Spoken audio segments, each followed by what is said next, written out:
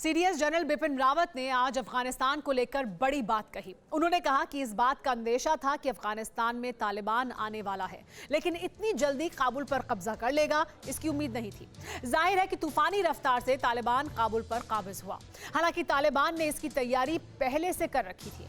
उसने अपनी सेना भी पहले से बना रखी थी। इसी में से एक है विक्ट्री आर्मी, जिसके बारे में उसने अब दुनिया को बताया है। बेटियों को घर से उठाने वाले वैश्य, औरतों को घेर कर कोड़े बरसाने वाले अत्याचारी, सड़क पर सजा देने वाले जल्लाद, कत्लेआम करने वाले शैतान, हत्या करने के बाद भी बेजान जिस्मों पर दनादन गोलियां दागने वाले हैवान, यही असली पहचान रही रवायती कपड़ों में लिपटे कट्टर पगड़ीधारी बंदूक वाले तालिबानियों की। पहाड़ियों से निकलकर काबुल की सत्ता पर काबिज हुए तालिबानियों ने अपने लड़ाकों की नए अवतार में प्राण प्रतिष्ठा की है।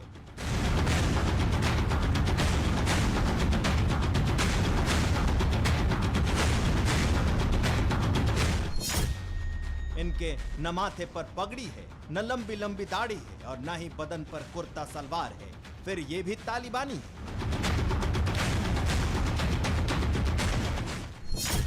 तालिबान के लड़ाके हैं, मुल्ला बरादर की खूनी दीक्षा से दीक्षित हैं, उन्हीं के लिए काम करते हैं। तालिबान राज स्थापित होने के बाद मुल्ला बरादर एंड गिरोह ने अपने लड़ाकों का नया संस्करण जारी किया है।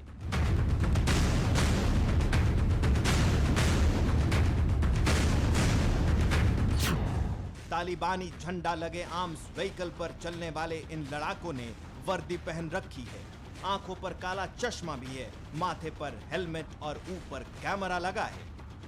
वायरलेस से लैस जवानों के हाथ में बंदूक है और ये एक्शन मोड में खड़े हैं, बिल्कुल ट्रेंड आर्मी की तरह। इन्हें देखकर समझ पाना मुश्किल है कि ये तालिबानी है या किसी देश की सेना के कमांडो, लेकिन तालिबानी ही है, 100% तालिबानी।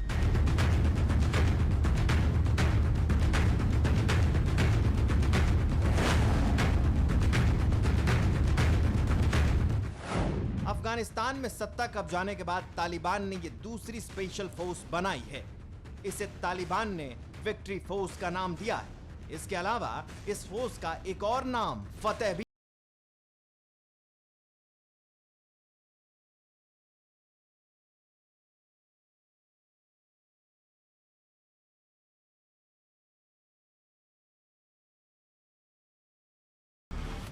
इससे पहले भी तालिबान ने बदरी 313 नाम की एक यूनिट बनाने का दावा किया था, लेकिन 15 दिनों के अंदर ही तालिबान ने दूसरी स्पेशल फोर्स दुनिया को दिखाई है। इन लड़ाकों की तस्वीर तालिबान ने खुद सोशल मीडिया पर जारी की है। विक्ट्री फोर्स के पास बेहद खतरनाक अमेरिकी M4 rifle, body armour, night vision device, bullet proof jacket और हथियारों से लैस सैन्य वाहन हैं।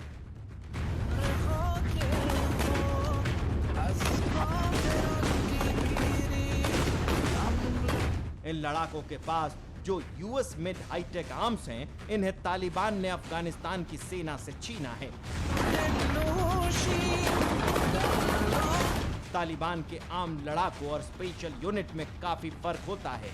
स्पेशल लड़ाके M4 राइफल का इस्तेमाल करते हैं, जबकि दूसरे लड़ाकों के पास AK-47 है।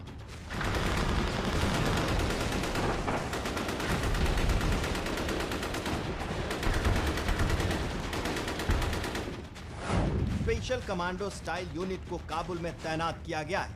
तालिबान के सीनियर लीडर मुल्ला अब्दुल गनी बरादर, हिबतुल्लाह अखुंदजादा जैसे बड़े नेताओं की सुरक्षा की जिम्मेदारी इन्हीं पर है।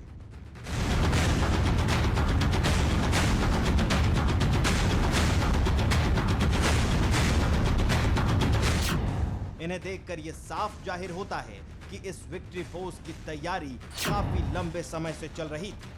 किसी अन्य स्पेशल फोर्स के कमांडो यूनिट की तरह विक्ट्री फोर्स को भी तालिबान के अज्ञात ठिकानों पर ट्रेनिंग दी जा रही थी। तालिबान के थिंक टैंक ने काबुल की सत्ता पर काबिज होने की तैयारी पूरी रणनीति के साथ की है। ये कमांडो शहरी इलाकों की जंग में माहिर हैं, जबकि दूसरे लड़ाके गुरिल्ला और पहाड़ी युद्ध में माहिर हैं। बताया जाता है कि इन कमांडोज को तैयार करने में पाकिस्तानी आर्मी ने तालिबान की मदद की है। अफगान और अमेरिकी सेनाओं से खतरे को देखते हुए तालिबान ने विक्ट्री फोर्स बनाई है। तालिबान संदेश देना चाहता है कि उसके लड़ाके आधुनिक हथियारों और उपकरणों से लैस हैं। अफगानिस्तान में अमेरिकी सेना की उपस्थिति के दौरान तालिबानियों के पास ऐसे हथियार नहीं थे।